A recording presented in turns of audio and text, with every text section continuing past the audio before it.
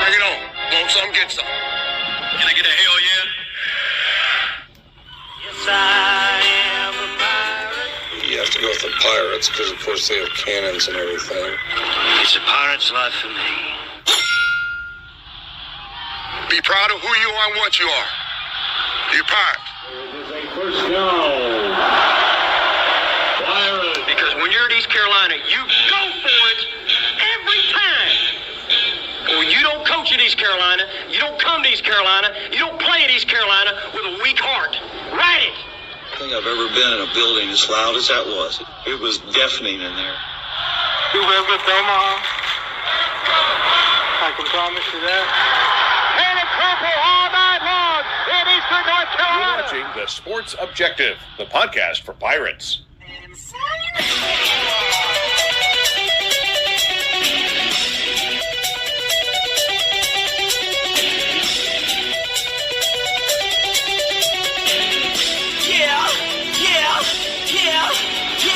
My heart is purple and gold. I'm a pirate down to my soul. And I don't back down, not at all. Find out when the cannons explode. All right, welcome into TSO Wednesday Night as we're here getting ready for the bowl game. About 10 days away, if that. Welcome in, Kyle from LaGrange Barber. How are you, man? What's going on, dude? Sitting here tonight watching a bowl game or watching the, I don't know what it's called now. It's the Mobile Bowl, GMAC Bowl we played in years ago. Watching Delaware take on Louisiana. So South Florida lost early to Old Dominion, a depleted South Florida team. And we'll do a brief show tonight, not go as long as normal, and talk about our, not official, but according to Pete Thermal of ESPN, or Pete Thamel. I think the same thing every time I see his name. That's funny that you said that. According to Pete Thamel, we have signed a 2-year contract with Jordan Davis, North Texas offensive coordinator, to be our new offensive coordinator. So that's primarily what we're going to focus on tonight. And I think it's a good hire. I think the only question is, he hasn't called plays, but the same could be said for John David Baker and really Lincoln Riley. Lincoln, the only time he called plays was in the bowl game, where Ruffin was interim head coach. So great offense. It's going to be, I think, it's going to look more similar to the old air raid than what we've been running. Gerald, what are your thoughts on the apparent hire? Well, I was telling Dave earlier, I'm happy. I mean, I'm thrilled to have him. It was, the finalists that were listed, I was telling Dave that Philip Montgomery, I always admired him as a coach. I always thought he conducted his team well, and he was just a good strategist and a good coach. But I just didn't want him as our offensive coordinator, and I didn't want it getting down to him. So, I mean, this avoids that. Plus, he's, we got a young guy. I think he's 33. I like that too. I think he's happy to be here, and I don't think he's looking to, just be here for a year or two and move on. But my concern is not that he hasn't called plays. I get that. And I'm not even really concerned. I'm just curious about who our quarterback coach is going to be. He's never been a quarterback coach. He's always been a wide receivers coach. Are we going to hire a quarterback coach and he's going to continue to be a wide receivers coach? And if that happens, I guess, Darrell Roberts wouldn't be around. But as far as a quarterback coach, Kyle or Dave, what do y'all think? What direction do you think we're going to go? We're going to try to make him do it? Well, I believe, y'all can correct me if I'm wrong on this, I believe his head coach Morris was also a wide receiver. I don't think he was a quarterback. Am I wrong on that? Somebody look that up, JR. So he started coaching quarterbacks. So I don't know. I don't know if he'll take over quarterback coaching duties. North Texas had a quarterbacks coach. Morris didn't coach the quarterbacks officially either. He had a quarterbacks coach. So I don't know if that's the plan to bring a quarterback coach over. I don't know. The quarterbacks coach for North Texas, the last I heard, hadn't been hired by Oklahoma State. I don't know if that's coming, but maybe he could come with him. That would be great. But I really don't understand. My only thought with Morris not going with Davis not going with Morris to Oklahoma State was maybe it was he knew if he wanted to ever become a head coach down the road, he was going to need to go out and call his own plays. Which the kind of what John David Baker was in title. People forget tight ends coach and co-offensive coordinator at Ole Miss, but didn't call the plays. And now he went and came here as OC and then got the Power 4 job back at Ole Miss. So was that why he didn't follow him to Oklahoma State? They were together in Incarnate Word, him and Morris. He had the title of assistant head coach and wide receivers coach at Incarnate Word. And then he went to Washington State and was an offensive analyst. And then when Morris got the head coach job at North Texas, he brought him in as his OC and receivers coach. So I don't know. It's a good question if he's going to have a quarterbacks coach or not. Something we'll probably find out rather soon, I would think. I'm sure somebody's going to ask him as soon as they have a chance, or ask I just feel like offensive coaches like him and that Morris, they could do whatever they want to do. I mean, I would have complete confidence if he were to announce, "Hey, I'm going to be the quarterbacks coach." I would feel comfortable because there's no doubt in my mind. I mean, he's worked with quarterbacks a lot. Going back to it's interesting though that North Texas had a quarterbacks coach. So does he follow that? Does he do everything like Morris, or does he want to coach his own quarterbacks? I don't know. That is a really good question. His other influence, I believe, when he played at Texas Tech, didn't he? Under Kingsbury. So his other influence was he a GA at Texas Tech? Nah, he was. Yeah, he played he at learned under him. Smaller Texas University. Okay, so he GA'd under Kingsbury. So, I mean, those are his mentors, Kingsbury and Moore. Joe, what do you think in general, and Dave, of this offense? I mean, you describe it to, compare it to Lincoln Riley's air raid and what we're running now. I mean, I don't really know, Kyle, to be honest with you. If I prefer it or, I just was I loved the way that we were equally running and passing the ball. At first I was like with JDB, I was mad that we weren't passing more. But then, once he got his system in place, I loved the diversity that we were pretty much 50-50 running and passing. I mean, they pass it way more. But I'm ready for that too. I'm ready for that. I think that's what we're going to see. We're going to see more passing. I think we're going to still see up tempo, which, is always fun to watch. Oh yeah. They were also one of the fastest offenses in the country too. Yeah. So that's not going to change. So I'm looking forward to it, to be honest with you. It's going to be a little different, but I think it's going to be very exciting. We're still going to be able to put defenses, in jeopardy, going quick and not letting them substitute for, certain situations. Because I like that advantage when we, that's what we have now. And I think we're going to have it even more with this offense. So I'm looking forward to it. I'm happy. Like I said, I couldn't be happier that we have Jordan Davis. Yeah, no, it's a good hire. Like I said, that's the only question mark on him is having called plays. And like you said, the question of will he coach quarterbacks or are we going to have a quarterbacks coach? Yeah, guys, I like the fact that one of the things I was going to add is I like the fact that it's not the same offense, but it's similar enough to the talent that we have and not trying to start over. And I think it was Kyle or Matt that was talking about the other night that players are not stupid.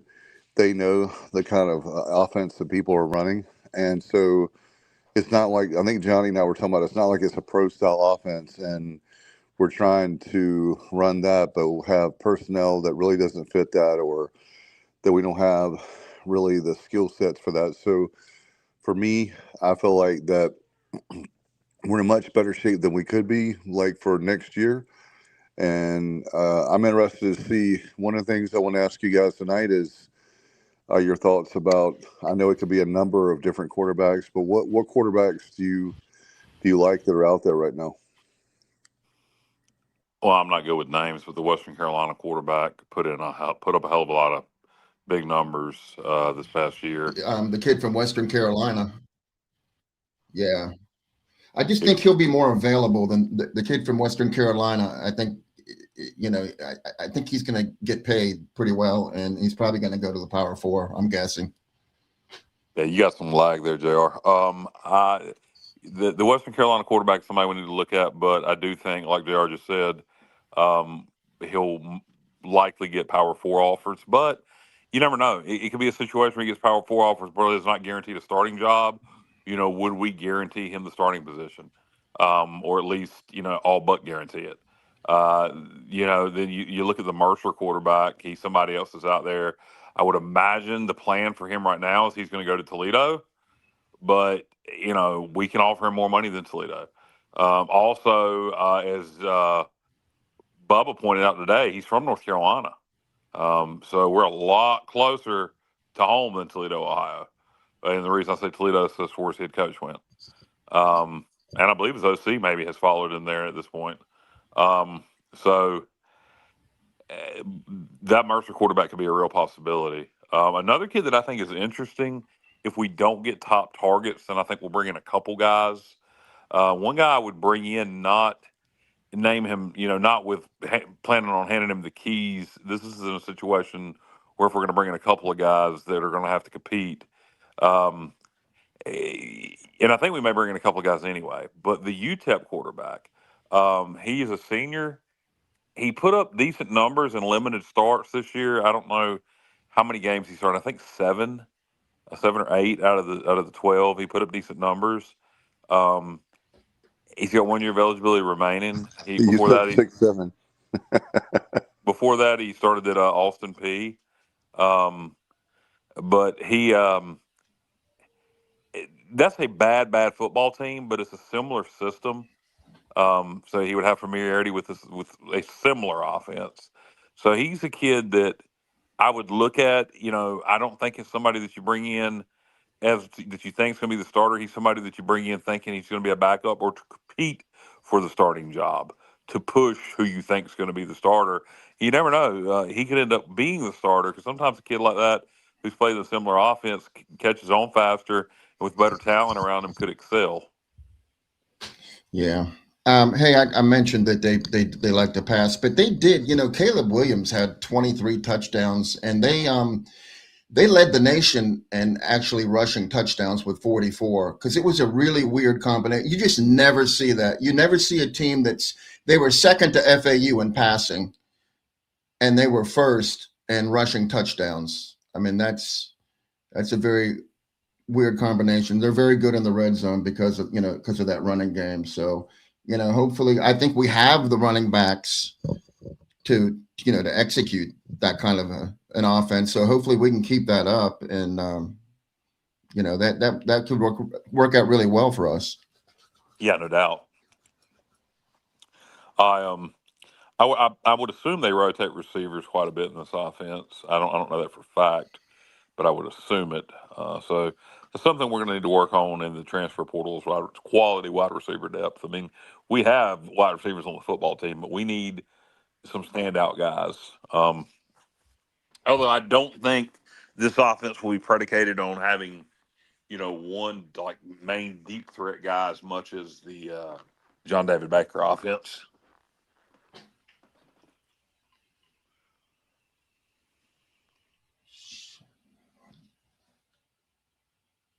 All right, guys. We all just talk away. No, I'm lagging. I don't know what's going on.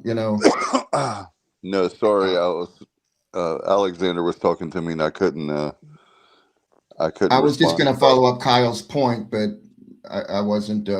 My internet was acting funny. I was just going to say, Kyle, about spreading the ball around on offense. They absolutely do that. I think they had 6 different receivers with 30 catches.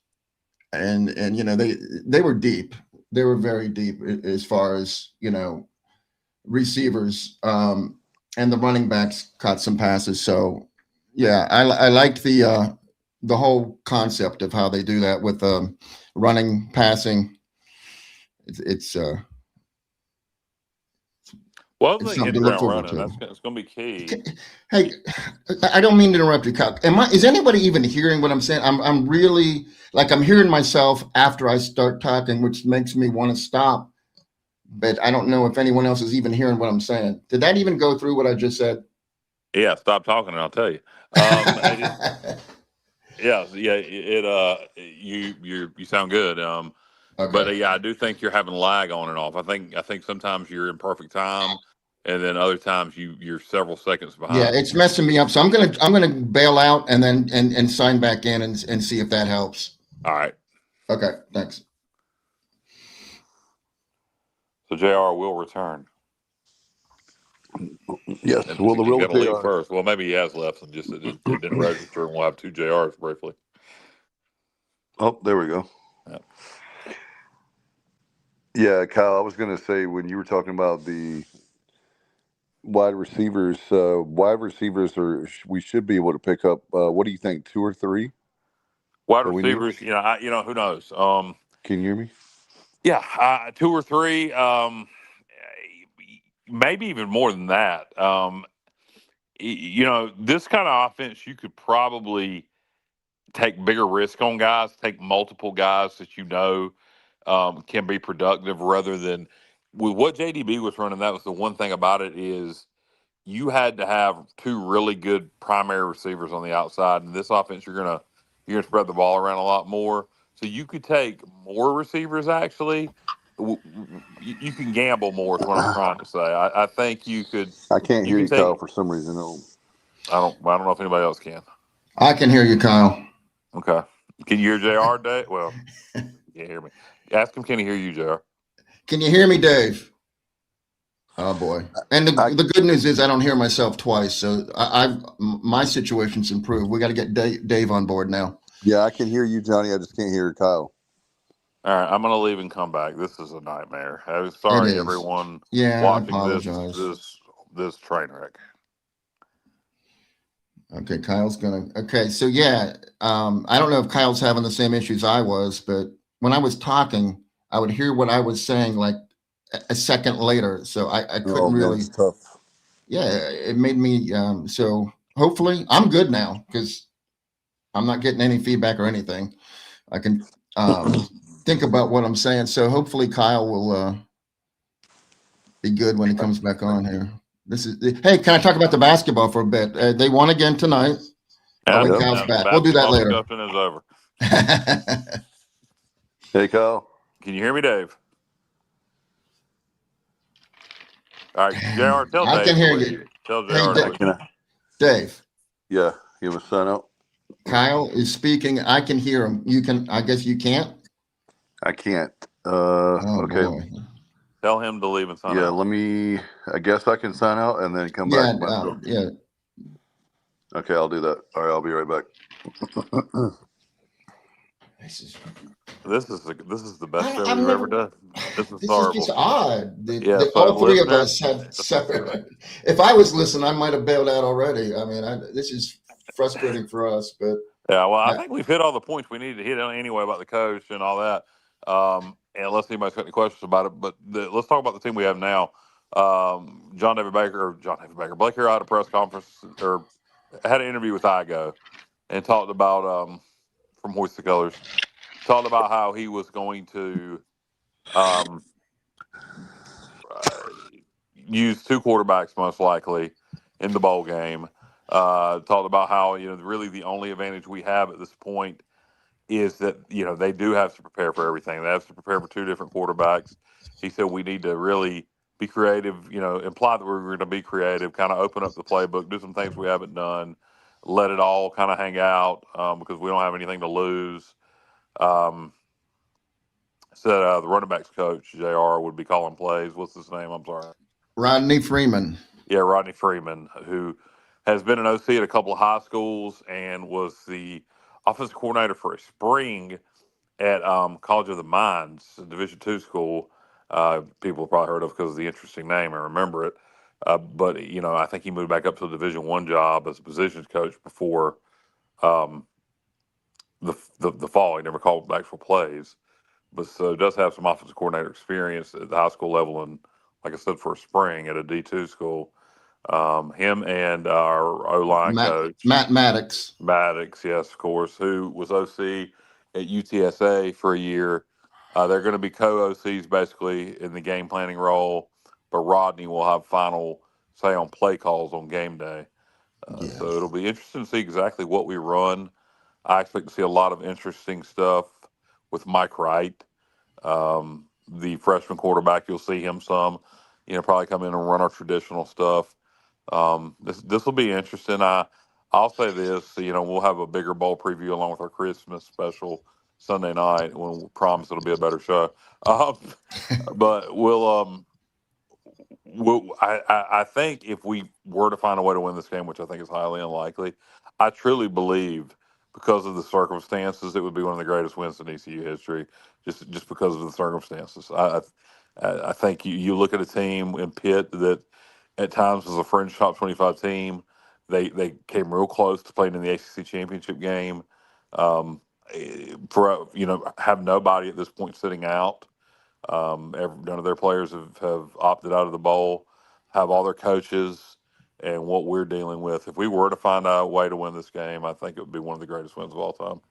Absolutely. And I want to be there to see it when it happens. As far as Pitt goes, they're, in our offense matching up against their defense, they're really good at run defense. And so are we. But, I almost feel like you have to throw our offensive stats in the trash can because they really don't mean anything at this point because we don't have the personnel that that accumulated those stats. So I'm just going to concentrate on Pitt's defense, and they have given up some big plays in the air. So I feel like we have a big advantage, like you said, where they have to prepare for. They don't exactly know what they're preparing for, but Mike Wright is going to show them different looks. But Chaston Ditta, I mean, I think he's only 18 still. I don't even know that he's turned 19 yet. But he does have a strong arm, and, he's been in games before, he's been in practices. I know he can throw the ball deep. Maybe we can get, a couple of big plays deep from him and then mix that in with Mike Wright, throwing him off kilter with whatever he's going to end up doing. And just maybe, we get a big play on defense and we can keep this thing close, and who knows what can happen. Dave, if you can hear me, and if Dave can't hear me, Joe, you repeat this to Dave. Dave, can you hear me? All right, go ahead, Kyle. All right, he's gone. Anyway, so we'll just talk about it. Dave, can you hear me? I can. There you go. Wow. So, Dave, can you see B. Pace's comment being you just got here about Jordan Davis and Ditta? Yes. Put that on the screen. So Jordan Davis recruited Ditta, the Pittsburgh quarterback who was phenomenal this year as a freshman, to North Texas apparently, and offered him. So Ditta's from Texas. So I think that shows you how good of a, I don't know how highly recruited Ditta was if everybody was offering him. I don't know. Maybe that ain't that impressive of a thing if everybody else was doing it too. But, it shows he can evaluate quarterback talent, at least you would think. Yeah. Yeah. From what I've heard, I mean, Ditta is capable of, converting on some plays and making this thing interesting. If he, can get some open receivers, I think he can get the ball to him. I'm worried about Pitt's pass rush as well, but Ditta's God, Jesus Christ. Ditta's not Pitt's quarterback, is he? No, Ditta's our quarterback. Yeah, that's why I shouldn't do the show when I've been drinking. That's probably not the best idea. Yeah, he's from Texas. When I've had multiple shots of Jim Beam. They have two quarterbacks that are very capable. So even if one were to opt out or not play. In my brain, I was talking about the Pitt quarterback. I'm sorry, guys. You're all right, Kyle. You're all right. Hey, you're making me feel better about my first 10-minute performance. I think I've been pretty good. Nobody would have been able to tell I've been drinking. Yeah, you were outstanding. Yeah, then boom, it's just like my brain went away. Oh, great. Yeah. It's all good. Yeah. Interesting show, though, to say the least. But yeah, Chaskin has a big arm, and I'm looking forward to going there and just see, like you said, Kyle, how are we going to attack this? I have confidence that Rodney Freeman and Matt Maddox, they're football guys, they're offensive guys. They know what they're doing. I have faith in them that they could call a bowl game and get favorable results for us. So I'm not worried about that. It's just that we're undermanned. Exactly. I mean, if this was Georgia Southern in the Birmingham Bowl, then I would still feel I would still feel worried, but I would feel better about things. This is a really good Pitt school. I mean, if we win this game, if Mike Wright has some impressive performance, we find a way to gimmick our way into upsetting Pitt. You make a damn movie about this. I'm telling you. Yeah, I'm telling you, Kyle. Write the script right now, Kyle. Yep. I was just going to follow up what you were saying, Kyle, by saying that the big difference, if both of these teams had full rosters, the big advantage that Pitt would have over us is depth. Yeah. So you take that advantage of depth that they had already, and then you add all the people that we're losing that are opting out, and it just makes things difficult. But I'm not trying to make anybody feel hopeless or, I still think we can find a way to get this done. And like you said, Kyle, then comes the movie, and it'll be a part of Pirate lore forever. Yeah. It'd be like that time Bobby Boucher came back in the second half and helped the Mud Dogs win the Bourbon Bowl. The Water Boy. Water Boy 2. Yes, Electric Boogaloo. I knew you were going to say that. Wow. I knew you were going to say that, Kyle. That's because I always say that after. I'm curious for anybody that's listening out there. Why are you still listening? No, not that. I just want to know who everybody, because we're coming up on Friday. We got Alabama and Oklahoma, and then the other 3 games on Saturday. So I'm curious who people are picking as their 2 finalists in this CFP. I'm going to go with Texas Tech. I'm going to go with Texas Tech and Georgia. And the Big Ten is going to get shut out. But we'll see. Anything could happen. There's going to be some great games. Tulane and Indiana. I don't even know what the brackets looks like. Is that even possible? No.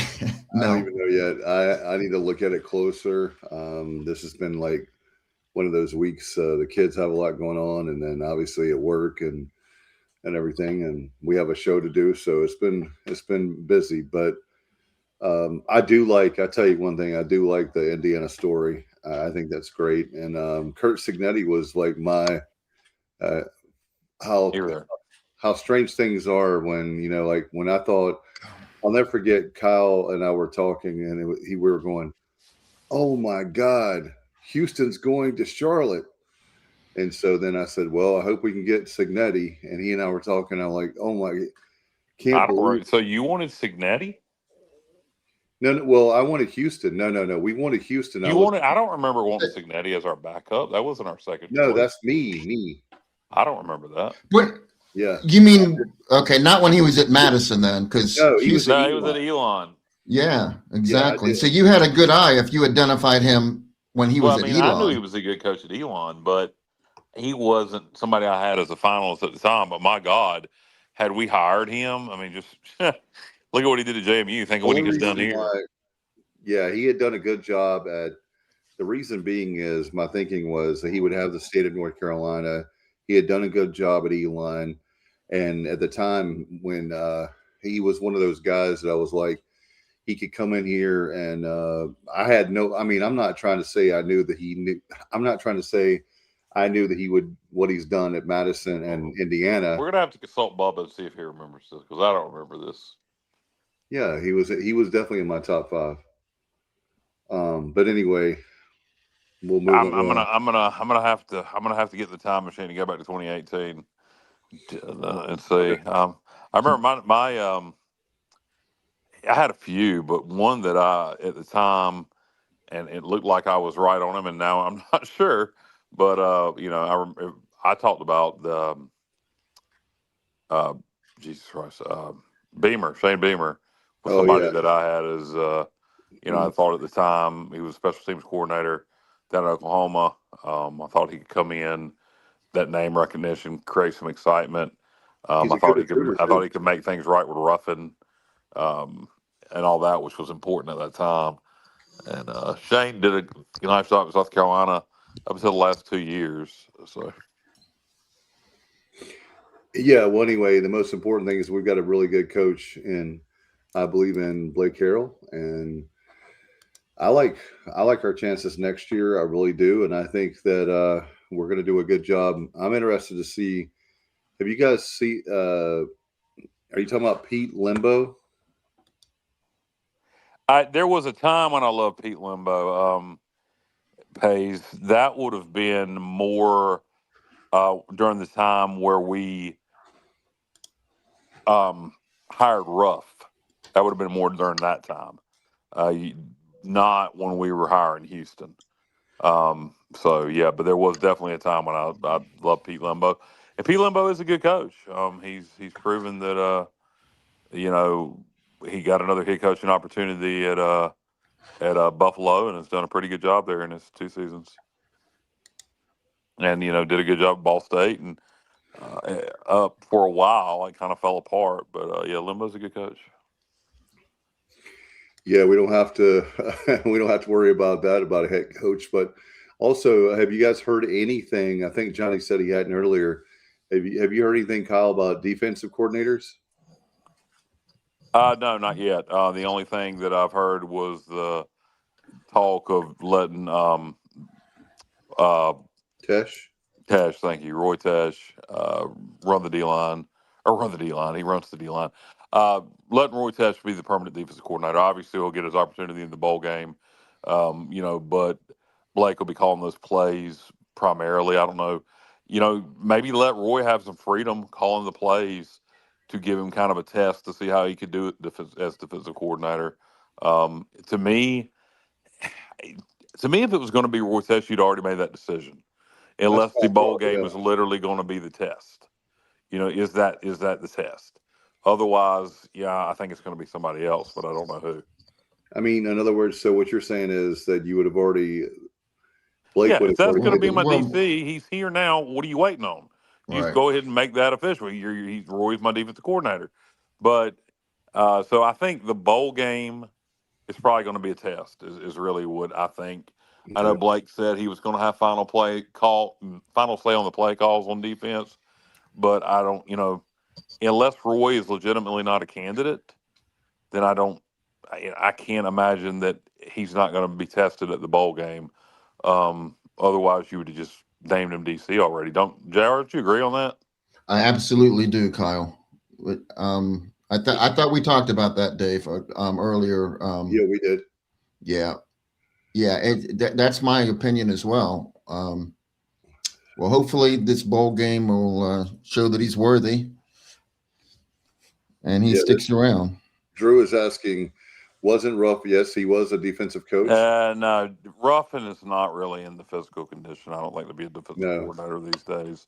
I was hoping that Dave Boring would retire, and maybe we could bring Ruff back in a. And I'm not trying to take Coach. I'm not trying to take Shank out of a job. Thank you. But something like Shank does, that would be really good for Ruff. I think he'd probably be really good at that job, as a matter of fact.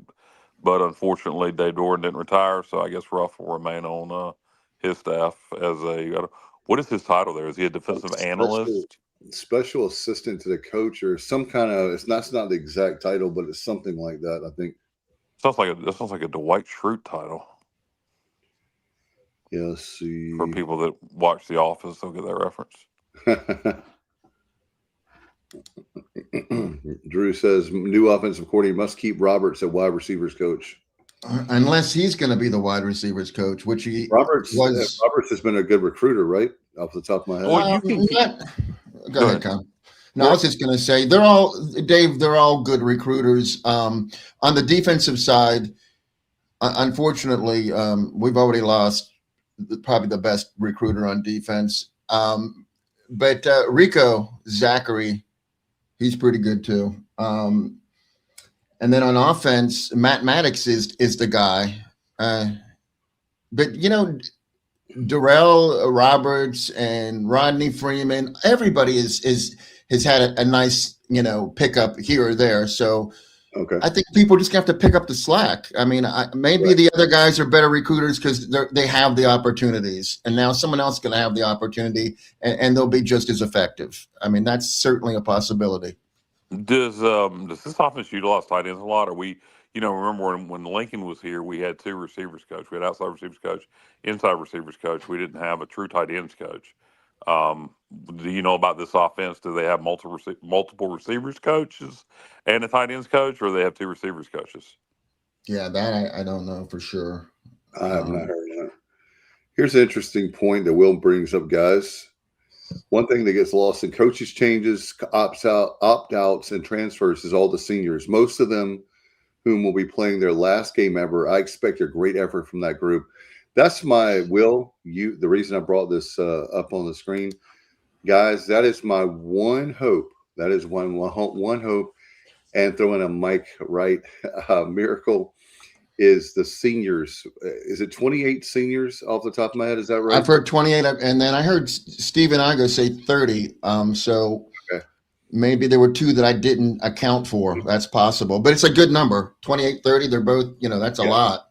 Yeah. So my point is that, in other words, those guys obviously can't play anymore, or more than likely. So those guys are going to put out. This is potentially their last football game ever, unless they go to the Canadian Football League or something like that. Or maybe some may get a tryout in the NFL. But for me, when you always The Rock says, "Know your UFL." For me, I'm going, hey, this might be one of those games where you leave it all out on the field. You hear all those cliches, play like it's your last game. Well, guess what? This is your last game. So play like it's your last game. And you never know, especially the one hope I have also is that, man, Blake Harrell has done a tremendous job with these guys as far as being a player's coach. He really gets these guys. I know you have to have all the talent. I get all that. But I'm just waiting to see how that, let's see. And Pays is talking about how they've limited all the film on Wright and data. I think that's an advantage for ECU. Spalding and Anthony Williams will have to have big play days. Riles, wondering if Riles will play. He's already opted out, right? Or not? No, not yet. No, but Javante Connor opted out. But Riles was rumored to. But the later we get, the closer we get to this game, the better I feel that maybe Riles is going to play. And, that brings up Hunter McKay. He's in year 2. And I don't think, Kyle, am I wrong here? Could we have expected a better job out of the tight ends than what he's doing? I thought those two guys were, the two, as far as tandem tight ends in one season, they're pretty darn good. I guess we had Ryan Jones in Calhoun one year. That was a pretty good tandem as well. But these two are pretty good. Yeah, one of my big hopes, or not my big hopes. How can I word this correctly? One of the things that gives me some hope is something we haven't brought up. Is Pitt wasn't very excited about playing East Carolina in this bowl game to begin with, and now are they just going to be going to having fun in DC, not taking us serious, thinking this is, we don't have our quarterback. This is going to be a cakewalk. And hell, it might be a cakewalk for them. But I do think them boys on defense are going to come to play. And I do think they're going to put get some heat on that quarterback. And if Pitt's not mentally prepared on offense and we could, get some turnovers early, you never know what could happen in that kind of situation. That's kind of my hope is that's what will happen. Watch, my ass won't go, then we'll pull off the upset. Well, I'm going to tell you something right now. By the way, Kyle, I forgot to even mention it to you guys, but I think JR knows, but we even have a player in Preston Carr that watches our show. And I'm going to tell you something right now. There's a lot of guys on our football team that are not going to just roll over because we've had guys opt out and guys are transferring. No, I don't expect that defense to. And Preston, if you're watching, man, appreciate you. You got there and bust your ass every single time you're on the field, and I believe the defense, will play their asses off. I believe the offense will play their asses off. We're just undermanned on offense. Now on defense, hey, look, it looks like we're 100%. Like nobody's opted out. We don't have our defensive coordinator, but I believe in Black Arrow to call these defensive plays, and I believe we can get after it on defense. And defense is going to have to carry the team. I mean, the defense is going to have to carry the team. Pitt's got a really good offense, but I'm telling you, if Pitt ain't locked in, and this defense is, we could make things interesting. Yeah, and that's why you have to play the game. And I'm hoping a lot of people will still go to the game and still give these. Look, we were just talking about the seniors. These seniors deserve us to be there rooting for them. And last year, I believe, and maybe that's me being fanboy for a minute, but I believe the fans made a huge difference in that state game last year. Oh, they did. There was an atmosphere in Annapolis last year, and it felt good Friday night, but just there was something about that Saturday afternoon on the streets of Annapolis. Just there was a vibe in the air, and the marching band. I didn't even know the parade was going on at that time, and we step out of Chicken Roof's, deli, and the parade's going by, and there was just a complete vibe, and I could feel it. And I told Jessica, my wife, when I was going into the stadium, I said I could feel it. I said I can just feel it in the air. I think we're going to pull the upset. I think we're going to beat NC State. And I don't know, JR, did you get that same feeling? Kyle, I actually during the Pirate Radio pregame show, I actually posted that comment that I'm telling you, fellas, I can feel it. There's good karma going on in Annapolis there, and there's just I called it an energy, not really a vibe. Yes, I just said I just feel energy, positive energy, and I felt it. I did, and yes, you could feel it in that stadium. There was at times to me in that stadium that night a euphoric feeling. And I don't. It was just there was a nostalgic feeling there. Even though I had never been to that stadium before, there was something very nostalgic about that whole night being in that stadium. I don't know if you felt the nostalgia also or not. I know that this will be the third time that we've won the Military Bowl because Boston College knew that they were going to get a butt speed, and we won that that game. And then have the NC State game. So this will be the third straight. So I'm looking forward to it. I tell you what, I know our players are not going to back down. And you know what? If Pitt goes up there and comes down to Annapolis and kicks our butt, they do. But I just I think the best thing that could have happened to us is thankfully the coordinators left when they did and not leaving like now or next week. I know they probably wouldn't, but that's when I would be really concerned. But I wish John David Baker would have stayed and coached the bowl game. I don't know. I'm sure that was his decision. I can't imagine Blake saying we'll leave now. But I really wish he would have stayed and coached the bowl game, and I wish Hauser would have played in it. But it is what it is. I don't think there was any hurry whatsoever for JDB to get to Oxford. I mean, they don't. They don't really need him right now. Maybe he's doing something with recruiting. I'm sure. Maybe I don't know. Do you think Blake told him not to? I think it's possible, just because he didn't want him having access to maybe players that he might try to convert. But I think that's pointless because he could do that anyway. So you're. Well, other teams, Kyle, other teams in the same situation are letting the coordinators coach. So maybe it wasn't Blake's call whatsoever. I was just trying to figure out what JDB's hurry was. Unless maybe, how about this? Do you think there's any bad blood at all? I mean, I would hope not, or actually it wouldn't even matter at this point. I don't know. I don't know why there would be. It's in this business. It's I don't know why there would be either, because it's It a seems like he did business. things the right way. Yeah, Whereas Aldridge, I definitely think Blake probably should get your ass to Tampa. Maybe I'm wrong, but that would be my hunch, because that I don't think was. appreciated. JDB seemed to be pretty transparent during this whole situation, so I think it was that is I don't know, I haven't gone to listen to that Igo interview with Blake. You saw the comments, but I don't know if that's something that Blake was asked. Maybe I'll tweet it, Blake. I don't know that he'll answer the question, but maybe watch Sports Objective, watch Blake Harrell's account. I may tweet at him and ask him that question. Was it your decision or JDB's decision not to coach in the bowl game? Josh, the answer to that question, so does a new OC coach in the bowl game? No, he is actually coaching in the North Texas bowl game. I think it's the same day. So, no, the answer to that is he will not be available. Wouldn't be very useful either. The North Texas bowl game is this Saturday. Oh, this Saturday, okay. I'm pretty sure it's the 20th. So, okay.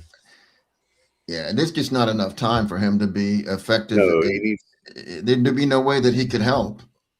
Right. I think he would be more of a distraction. I think he'd be more of a distraction than. Well, it's a different offense. He can't install his offense between. That's what I'm saying. So no, he'll probably be there, just like Aldridge was at the Military Bowl, if I remember right. So he'll probably be there watching the game, observing talent, cheering them on. But no, he will not be part of the game plan. We enjoyed the game last year and hope we win this year. Just walk into the stadium and turn me on. Wink, wink. Yeah. I get it, because the good memories. Yep. Maybe Ole Miss wants JDB there to keep Charlie Wise from stealing their players. Now, again, I say it's pointless, but I don't know. I don't know. Is JDB helping them coach the bowl game? Now, that's a possibility. That is the same offense. So, Charlie Weiss is there as the OC, but is JDB going in there? Are they having him work beside him? Is he, that's a good question. Is he going to be on the sidelines or in the booth, helping coach this bowl game? I didn't even think about that. That may be what it is. He knows this offense, this same offense. They could be using him not as OC, but to at least help out. An advisor. Yeah. Yep. Or analyst, offensive analyst. An analyst and advisor, yes. Yeah, Pace says heard Harold told JDB to go ahead and leave. I heard the same thing, Pace. Well, there must have been some heat there. I don't really agree with that decision. There must have been some. I don't know. I don't have the brain operation of Blake Harrell. I don't know. What his thoughts were behind that. Let's see. Not what I would have done. He was from the outside saying, we are looking moving forward with those who are on the ship. I like that quote, though. Yeah. I like that quote. Yeah. Well, I mean, like JR says, I agree. There's some. We have talent on our team, and it's easy to see where they may not be on the first string, but maybe you say to a guy, "Hey, come to Ole Miss, and you'll definitely be on the second string, and maybe you can fight to be on the first string." I don't know, but for me, I know Igo is culture thing. I think at this day and age, establishing a culture and having a culture like that in college football is really hard to do. But that may be a culture thing for him. Yeah. Plus, you know what? Let's look at the roster, Kyle. I'm not being anti-East Carolina whatsoever, but Ole Miss is a top 5 team. How many players on our roster would they be interested in? I know Javante Connor came from there, so I was worried that he might go back there, and he probably will end up there. He's leaving. But other than that, I don't know that.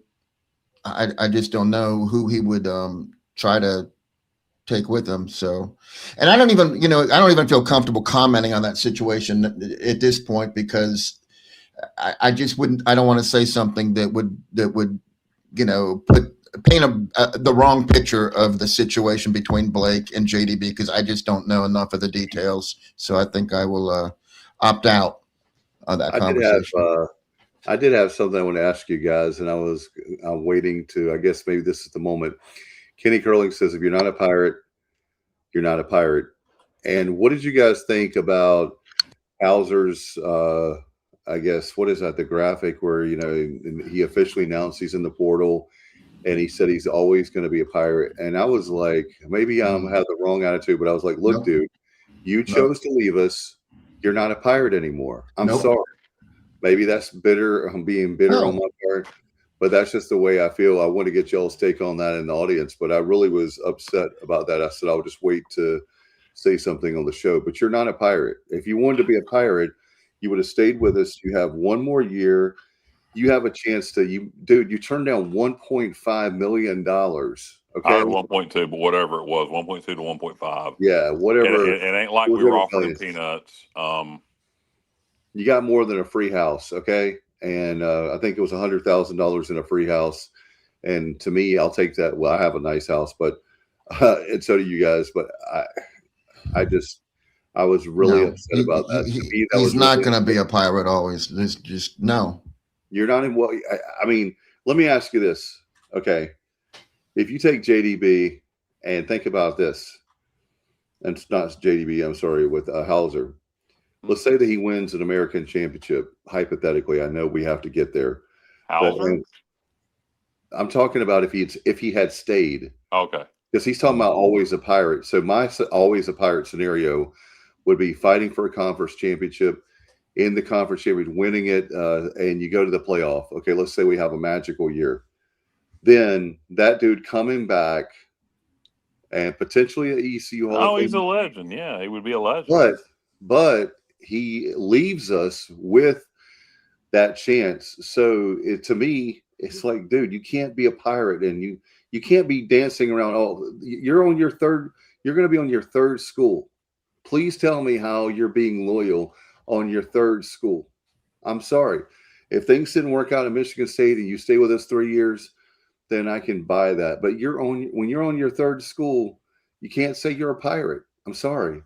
If he was going to be a Pirate, then he would be a Pirate. My thoughts on it are this: I understand, the lure of more money, but how much more are you going to get? I don't think he's a $4 million guy. We're offering 1.2 to 1.5. Let's say he gets 2 to 2.5. Okay, that's a lot of money. It's a lot of money. I'm not saying another $500,000 isn't a lot of money, because it is, but you were going to get paid here 1.2 to 1.5. So you were going to be a millionaire. You had people here that loved you. You had a chance to go out as a legend. You had a chance to have a place to call home for forever that you could come back to. Something money can't buy.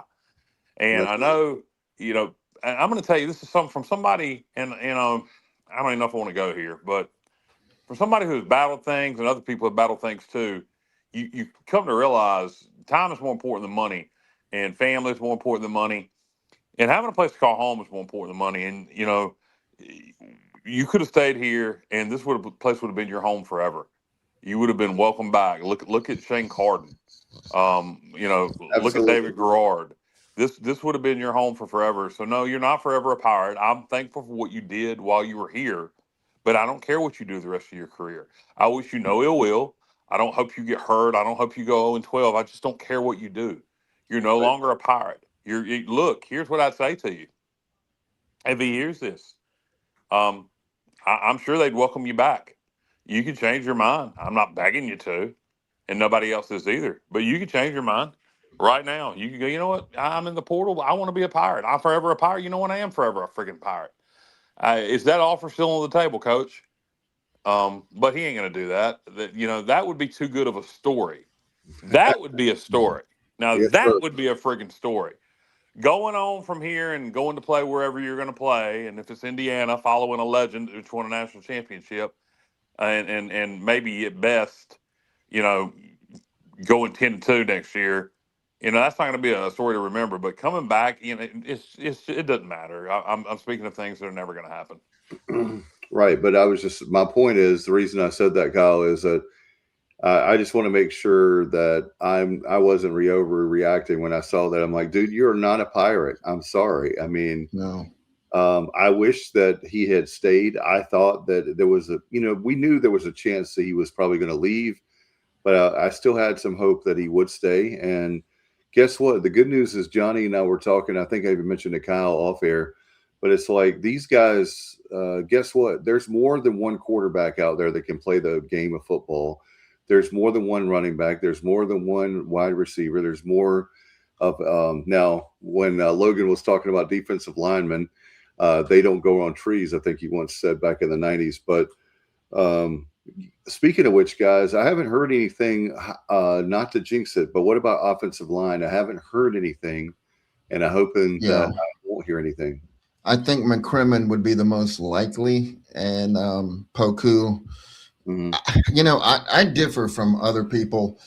McCrimmon did get, he got all conference, but Poku's numbers. I mean, I just feel like he's a guard. McCrimmon's a tackle. Tackles are more valuable, obviously, but man, I like the way Poku started playing towards the end of the year, and I really hope we keep him, and I hope we keep McCrimmon too. But I heard that he's probably going to test the waters, but we'll see. We'll see about that. And also, there's a lot of guys from the defense last year we've been talking about the last couple of shows. Apparently, there are guys that want to come back home. So my question to you is, Kyle and Johnny, what guys would you definitely say, all right, arms wide open, welcome back? Hold on, Kyle. I just want to take this real quick because, you're talking about defensive coordinator and, maybe, Roy Tesh doing it or whatever. Zakai Barker would be a coach on the field. He'd be our green dot guy. Yeah. He'd be setting the back end of the defense. I would take him back in a heartbeat. And that guy would be more valuable than any other person we lost by a long, long, long way. What about Mims? I know he had a pretty good year at Carolina. Do you think we could get him back? Who's that? CJ, is it CJ Mims? Mims? Oh, I don't know. Is Mims still have eligibility? The other one over there is the safety, GG. I'm Kyle. I'm like you. Sometimes I struggle with names, but I don't care about either one of those. CJ I would take. The other one, I don't care about. But Zakai Barker, he's at SMU right now. Yeah, he's got a year left. He's at SMU. He didn't start, and all the guys in front of him, unless they enter the portal, they're all coming back because there were no seniors that started in front of Zakai Barker. So maybe that'd be a great, great situation. Maybe he understands what he could do here and gives it a shot, and everybody would win in that situation. Yeah. Oh, here's some. Josh is saying he's heard there's going to be O-line departures. Gibson, is that who you're talking about? Yeah. Thank you. Thank you, Will. We have the best listeners and viewers. And Gavin Gibson. I said GG. I just couldn't pull the Gavin part. Yeah. I thought you were talking about. I thought you said CC. I thought you were talking about CC DeVille. There you go. No. Well, hey, Kyle, I don't know if you heard, but there's not going to be a Poison reunion for the 40th anniversary. So. Oh wow, I didn't hear that. Why? Because speaking of opting out, Brett Michaels, he's got some health issues, and he opted out of unfortunately, their 40th anniversary tour. So he just did a solo show at the Outer Banks back in the summer. Yeah, he sure did. And also there was supposed to be a European tour for the Rolling Stones. And speaking of another rock and roll opt out, Keith Richards opted out. He couldn't commit to the tour. So, well, they're 172. I know. It's one of those things, but there's plenty of people to see on tour if you love concerts, and we'll talk about that at a different day. But anyway. Okay. Hey, I just want to throw this in there because I just went to one the other night, and it was a band that I really caught on the tail end of them. Like they were like fizzling out when I first heard of them. And so they showed up. There was originally 5 guys in the band, and there was only one. He was the lead singer, guy that wrote a lot of the songs. But so I went on Wiki and looked at what happened to the rest of the band members. Every one of them had died like at least 10 years ago. So, I mean, they were still good. but they're bands from that era, and I'm talking about like the 70s, 80s. Atlanta Rhythm Section. Yeah, Kyle, you nailed that one. You definitely nailed that one. Yeah, and they were good. Hey, at least you know what they did? They replaced the original members with people that live around Atlanta, Doraville, that area, and just a little bit younger, not much. There were some 50-year-olds in there, but they jammed. They were good. I enjoyed it. I'm glad I saw them, but yeah, well, that's what we're getting at. Skinner. You got Johnny Van Zant, who's been the lead singer now longer than Ronnie Van Zant ever was. Yep. He's been the lead singer since '87, and he's Ronnie's little brother. And then you have Ricky Medlock, who was a member of Leonard Skinner before he founded Blackfoot. Yeah. So he, people forget that. There's no original members. Well, Ricky Medlock was. He just wasn't a member at the time of the plane crash. And you know what I think a lot of people actually think? I think a lot of people mistakenly think the whole band or most of the band. I agree with you, Kyle. Crash. Yeah. I agree with you. Because they don't realize if you'd have seen Skinner in 90, in 97 or 2000, it was almost all original members.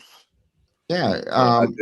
I did see him during that time. And then Artemis Pyle. If you'd seen him in like 89, 90, 88, it was everybody an original member at some point because they had different variations of Skinner. So the first Gary Rosington, Alan Collins, Artemis Pyle. Yeah, so like 87 through like sometime in the early 90s, it was all original members except Johnny Van. All members who had played with Ronnie. I can't say all original members. All members who had played with Ronnie except for Johnny, and that was his little brother. And Johnny hung out at the Hell House when they were like rehearsing and stuff. So he's almost, if anyone has to take the place of Ronnie, it should be Johnny. Yeah, who was pretty good. He was pretty good by himself, by the way. And then the other brother Donnie was in 38 Special. 38 Special. Yeah, absolutely. Starting now. The anniversary of that band. So, is he going to rejoin for their 50th anniversary tour?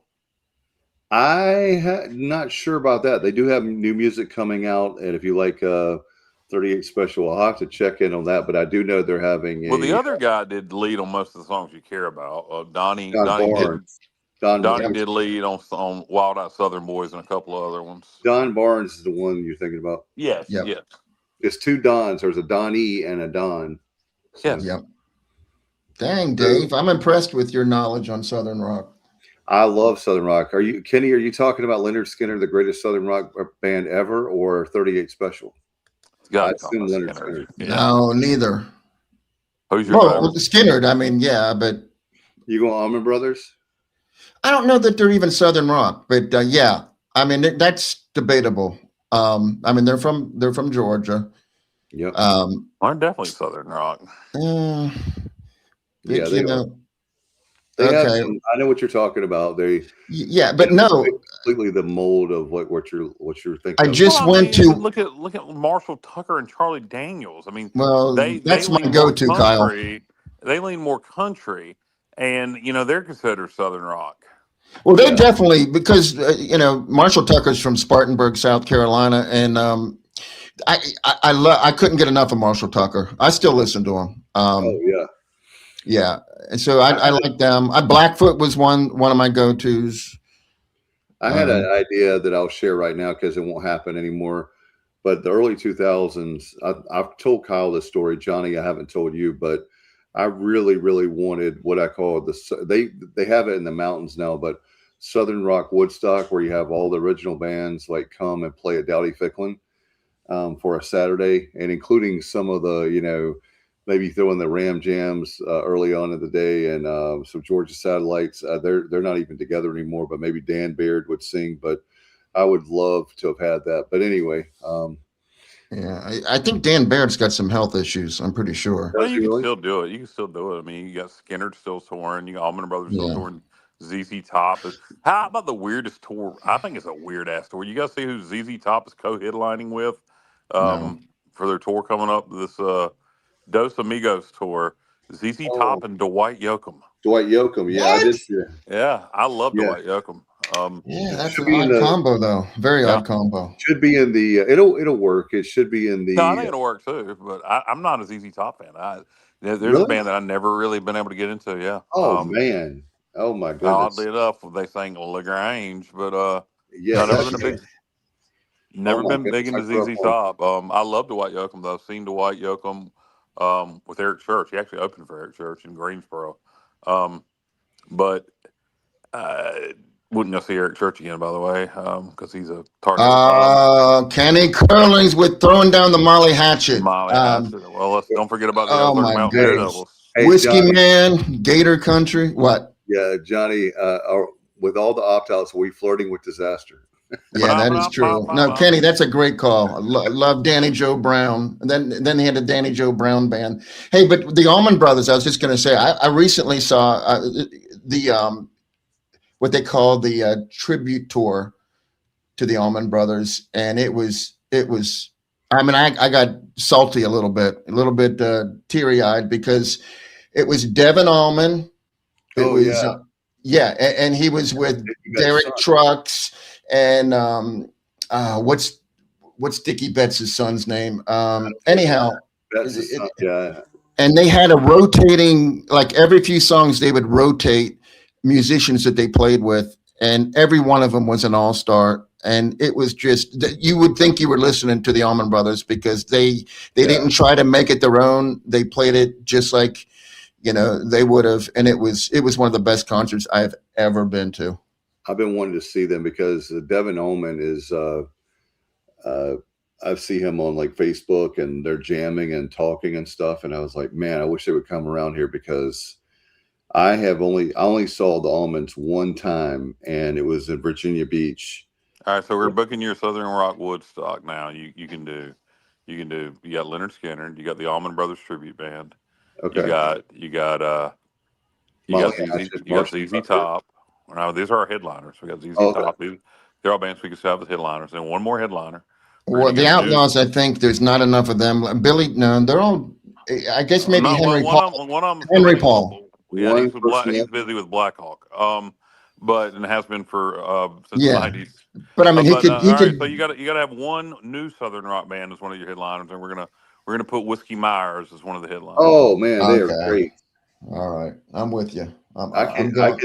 That would be great. And then we'll do the undercard, if you will, the opening acts. You got Molly Hatchet still touring. Marshall Tucker still touring, and we're gonna do another. We're gonna do another. This is near headliner, but another young band. We're gonna do Blackberry Smoke. Yeah. What about? There you go. And there's the lineup. That's it. Hey, I actually saw Marshall Tucker at the Watermelon Festival in Winterville. I saw them in Winterville. How were they? They were good. You got one original member left, the lead singer, and that's it. But it's the lead singer, so that's good enough. Yeah. But there you go. There's the lineup. Get your tickets. We'll let you know when tickets. We'll let you know when tickets are going on sale. Brought to you by TSO. Wow. But very good, Dave. Blackberry Smoke is going to be in Roanoke Rapids. They are very good. Are you kidding? No, they're at Crossroads. No, they're going to be at the Weldon Mills Theater, the theater there. So, okay. Not too far for you, JR. Very nice. Yeah, isn't that Carolina Crossroads? Yeah. Well, the Carolina Crossroads is the amphitheater. Weldon Mills is the. Okay, that's okay. I got you. So yeah, they're going to be there. Yeah, it's an intimate setting, but very nice. I've seen Clint Black there. I've seen Neil McCoy there. I've seen Diamond Rio there. Joe Diffie right before he died. Sawyer Brown. That was one of the most underrated concerts I've ever been to. Was Sawyer Brown. They are really good. I like them. They were great live. Never seen them. They were fantastic live. Like one of those shows that I wanted. Like Mark King actually gave me those tickets. Good Pirate. He gave me front row tickets for that. And wow. I liked Sawyer Brown. He couldn't go. I liked Sawyer Brown. Was a fan of him in the '90s. And so hell yeah, I wanted to go. And my expectations for the concert were just like it's going to be a good show. No, it was phenomenal. They Johnny, I go all the way back at the young Kyle Barber. I go back to the '80s Star Search. Star Search. They were the first band to win Star Search. Yep, and they were really good back then. And I'm glad to know that they rocked because they were really, really good. Yeah, and they mostly played their '90s stuff. They did hit a couple of their '80s songs like "Betty's Out Being Bad," and kind of the one that bridges the gap from their '80s sound to their '90s sound. "The Race Is On," the George Jones remake. Pays interviewed Alan Walden one time and making home of Capricorn Records, and he managed Otis Redding and the Almonds. There you go, Pays. Nice stuff. So anyway, what do you guys have? I know that we're going to have our show on Sunday. By the way, JR, another concert announcement for you. Henry Paul, the Outlaws, Henry Paul and Black Hawk, and are going to be with Little Texas down in Elizabethtown, North Carolina. Not to be confused with Elizabeth City. Another concert announcement for you. All these concert plugs free, just for free. We're just playing concerts for free. Yeah, we're not getting anything. I might get tickets for that one. I got a quick story. Go ahead. I've tried to see Black Hawk 3 different times, and each time it's been a failure. One time was good. They were going to play a festival, and I ended up getting invited to Myrtle Beach instead. So we went to that. The other time, actually 4 times. The other time, I got tickets for them, and it was in Asheville. It was in Still Woods, back-to-back nights, and that was around the time I started getting sick. I hadn't got diagnosed yet, but I knew I was sick, and we didn't make the trip to Asheville. And then, so oddly enough, they came to Goldsboro. They were coming to Goldsboro, of all places. I got tickets for them, and it was the weekend before I was supposed to have my colon cancer surgery. So I didn't go because COVID was still going around in 22, and I didn't want anything to delay the surgery. And then they played Roanoke Rapids this past winter, and I was going to wait until the day of the show to get tickets. This is a true story. I was going to wait the day of the show to get tickets because every time I've gotten tickets, something screwed it up. And does anybody remember what happened that night this past winter? Huge snowstorm came. I'm scared to buy tickets to go see them this time. Well, you don't have to buy a ticket if you want to come see us the night before the bowl game. We're going to be at Fisherman's End, and Jody invited us back. I guess that will be great. Jody Schultz. So we appreciate. So we know JR Dave's going to be there. I may or may not be there. Do we know if Matt's going to be there? Matt is still talking to me. I know that there's a chance if he got it there early that he would come be with us for a little while. And then he's going to go on the bar crawl and do some live reports for us. But we got to make sure that we're going to have to see if basically when he gets in. Well, was he serious about that? I thought that was a joke. He's really going to do the bar crawl? Yeah, I think he's being serious, yes. Yeah, he's serious about that and do like. Well, then he can't do the show. He can't do both, really. Yeah, there's time to do both. He's got time. He's going to, in other words, he's not trying to be back and forth. He's going to be like doing like start off with the show, cut it, to be there for an hour, then hit the bar crawl. Yeah. Yeah, we need the if we're 100% this is locked in that it's being done, some form of us, whether it's 2 or 3 or 4 of us, we need to start promoting that better on our social media to try to get a crowd there. Might not have the turnout we had last year, but we filled that room up last year. But it'll be what it'll be, and at this point, I'm going to make my decision by Sunday. At least on the hotel, we may still end up day tripping it. Which wouldn't help you out, Dave, with the show, but we're at least going to make the decision whether we'll. Actually, you could still do the show. You would just be like this, right? Like what?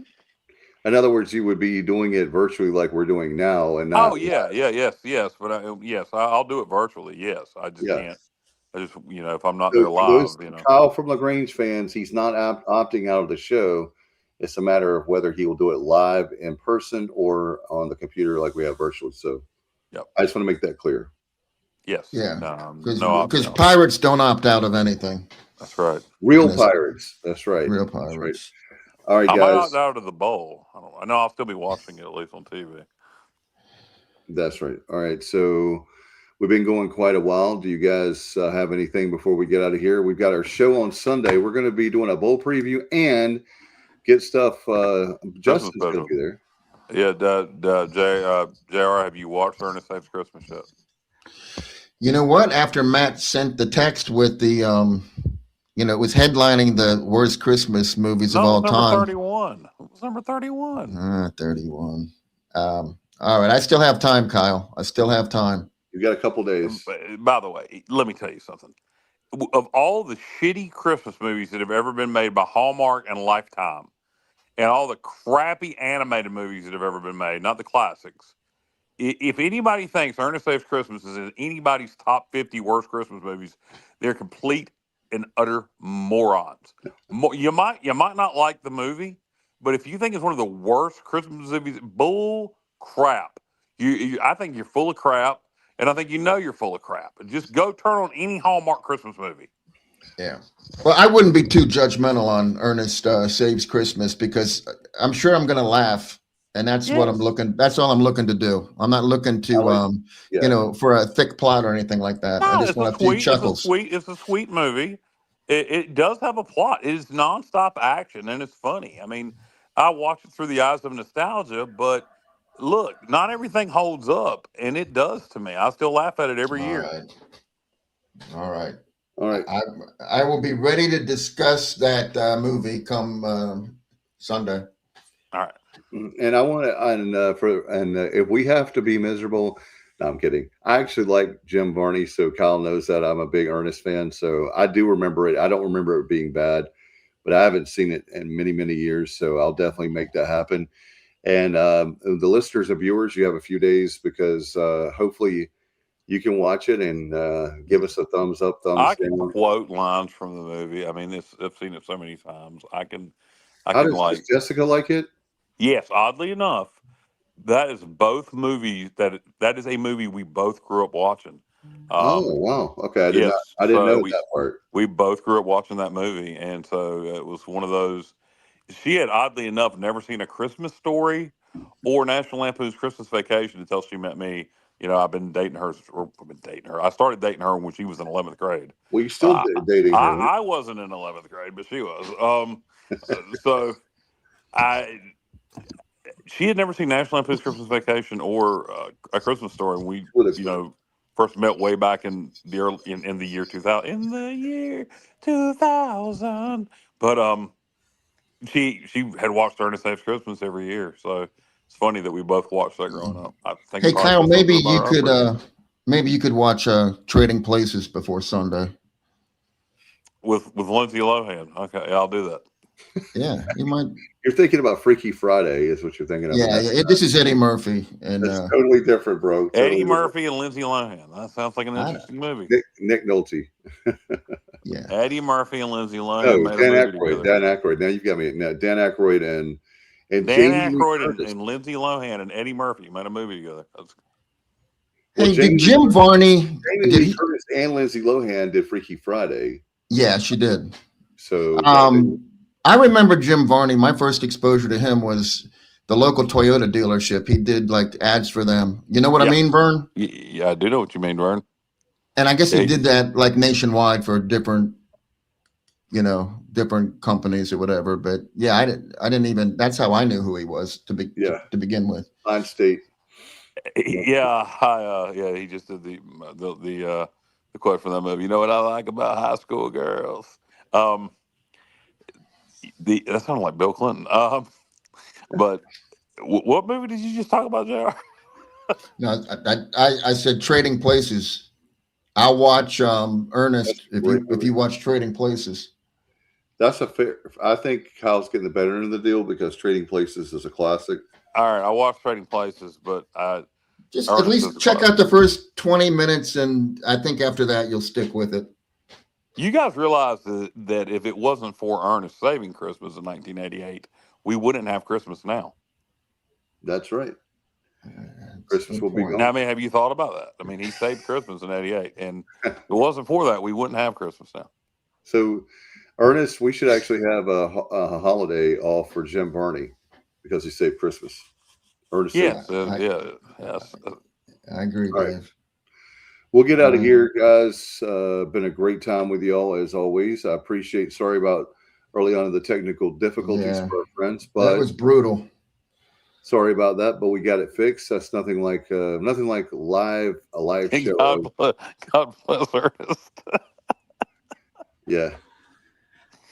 There you go. You got an extra holiday, Drew. God bless Ernest.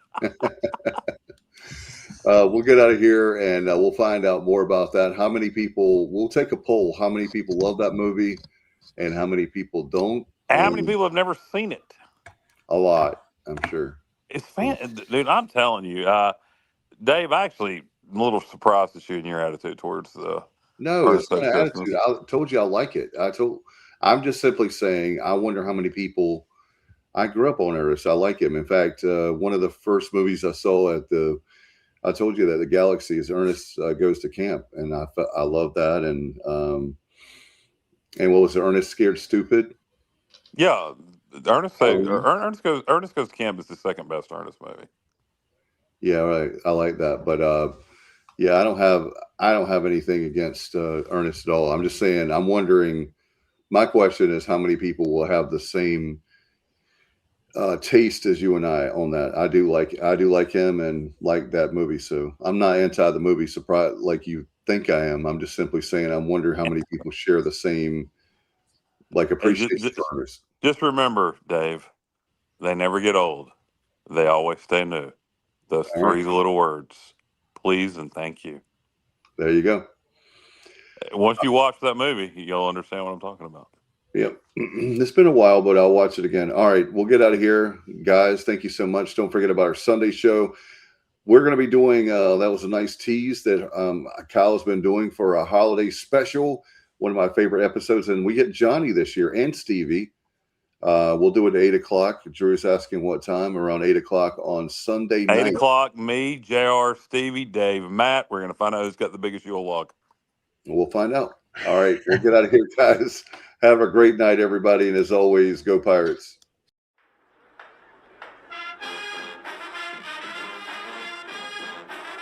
You're watching The Sports Objective, the podcast for Pirates.